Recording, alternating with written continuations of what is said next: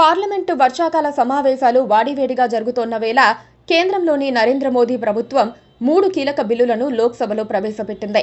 మరీ ముఖ్యంగా ప్రధానమంత్రి, ముఖ్యమంత్రులు ఏదైనా కేసులో అరెస్ట్ అయ్యి 30 రోజుల కంటే ఎక్కువ రోజులు జైల్లో ఉంటే వారిని పదవి నుంచి తొలగించేలా కేంద్రం బిల్లు తీసుకొచ్చింది. కేంద్ర ప్రభుత్వం తరపున కేంద్ర హోంశాఖ మంత్రి అమిత్ షా ఈ 3 బిల్లులను లోక్సభ ముందుకు తీసుకొచ్చారు. 130వ రాజ్యాంగ సవరణ బిల్లు 2025, జమ్మూ కాశ్మీర్ పునర్వ్యవస్థీకరణ బిల్లు 2025, కేంద్రపాలిత ప్రాంతాల సవరణ బిల్లు 2025 వంటి 3 కీలక బిల్లులను కేంద్ర హోంశాఖ మంత్రి అమిత్ షా లోక్సభలో ప్రవేశపెట్టారు. విపక్షాల ఆందోళన మధ్యే కేంద్రం లోక్సభలో బిల్లును ప్రవేశపెట్టింది. బిల్లు ప్రవేశపెట్టే సమయంలో లోక్సభలో కేంద్ర మంత్రి అమిత్ షా, కాంగ్రెస్ ఎంపీ కేసీ వేణుగోపాల్ మధ్య తీవ్ర వాగ్వాదం చోటు చేసుకుంది. గతంలో గుజరాత్ హోంశాఖ మంత్రిగా అమిత్ షా ఉన్నప్పుడు ఆయన అరెస్ట్ అయ్యారని కేసీ వేణుగోపాల్ పేర్కొనగా తాను దానికి నైతిక బాధ్యత వహించి మంత్రి పదవికి రాజీనామా చేసినట్లు అమిత్ షా కౌంటర్ ఇచ్చారు.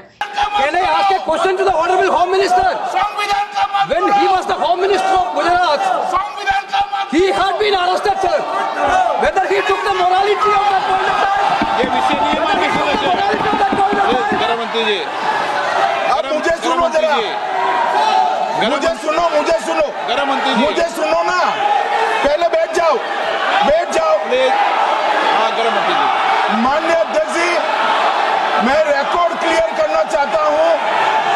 मुझ पर झूठे आरोप लगाए तब अरेस्ट होने के पहले मैंने नैतिकता के मूल्यों का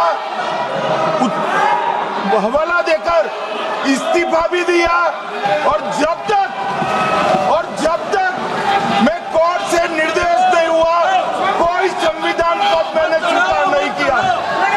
ये क्या सिखाते हैं नैतिकता में?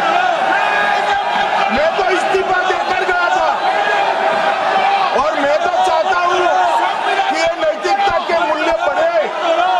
हम ऐसे निर्लज्ज नहीं हो सकते कि हम पर आरोप लगे और हम संवैधानिक पद पर रहें।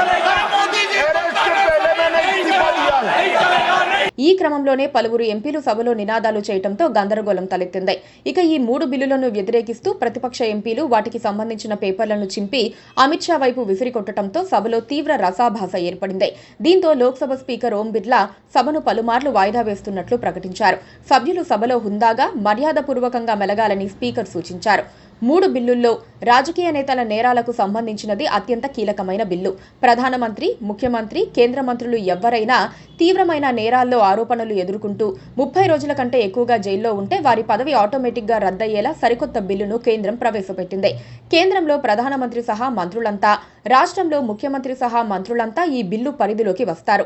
మంత్రి మండలి ఉన్న కేంద్రపాలిత ప్రాంతాలకు వర్తించే విధంగా బిల్లును రూపొందించారు. నేరారోపణలతో అరెస్టైన మంత్రులు రాజీనామా చేయాలని ఏ చట్టంలోనూ, రాజ్యాంగ నిబంధనల్లోనూ లేదు. కానీ రాజీనామా చేయటం సంప్రదాయంగా వస్తోంది. అయితే ఈ బిల్లుల ప్రకారం వరుసగా 30 రోజుల పాటు జైల్లో ఉన్న మంత్రి రాజీనామా చేయకపోతే 31వ రోజు ఆటోమేటిక్గా అతని పదవి రద్దవుతుంది. ఏకంగా ప్రధానమంత్రి పదవిని కూడా చెయ్యబోయే చట్టం పరిధిలోకి తీసుకురావటం చర్చనీయాంశమయ్యింది.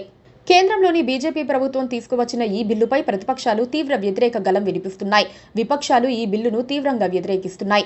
ఈ బిల్లు ఆమోదం పొంది చట్టంగా మారితే రాజకీయ దుర్వినియోగానికి దారితీసే అవకాశాలున్నాయని ప్రతిపక్ష నేతలు తీవ్ర ఆందోళన వ్యక్తం చేస్తున్నారు.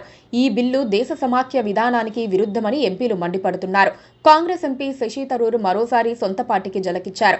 బీజేపీ సర్కారు కొత్తగా తెచ్చిన బిల్లును కాంగ్రెస్ అగ్రనేతలు వ్యతిరేకిస్తున్నా శశి థరూర్ మాత్రం స్వాగతించారు. మంచి బిల్లు అంటూ కితాబిచ్చారు. ఈ బిల్లును మరింత అధ్యయనం చేసేందుకు జాయింట్ పార్లమెంటరీ కమిటీకి పంపే అంశం మీద కూడా శశి థరూర్ పాజిటివ్ గా స్పందించారు. అది ఎంతో మంచి విషయమని, మన ప్రజాస్వామ్యానికి ఎంతో మేలు చేస్తుందని తాను భావిస్తున్నట్లు తెలిపారు. బిల్లు ఆమోదం పొందితే నేర చరిత్ర ఉన్న నేతలకు కష్టకాలం మొదలైనట్టే. తీవ్రమైన నేరారోపణలతో అరెస్ట్ అయ్యి 30 రోజుల పాటు జైలు జీవితం గడిపితే ప్రధానమంత్రినైనా, కేంద్ర మంత్రినైనా పదవి నుంచి తొలగించేందుకు ఈ బిల్లు వీలు కల్పిస్తుంది. కనీసం 5 ఏళ్లు శిక్ష పడే నేరానికి పాల్పడి అరెస్ట్ అయ్యి 30 రోజులు జైలు జీవితం గడిపిన వ్యక్తి 31వ రోజు వారి పదవిని కోల్పోతారు. Please subscribe to KTV Telugu. KTV Telugu. KTV Telugu. KTV Telugu channel.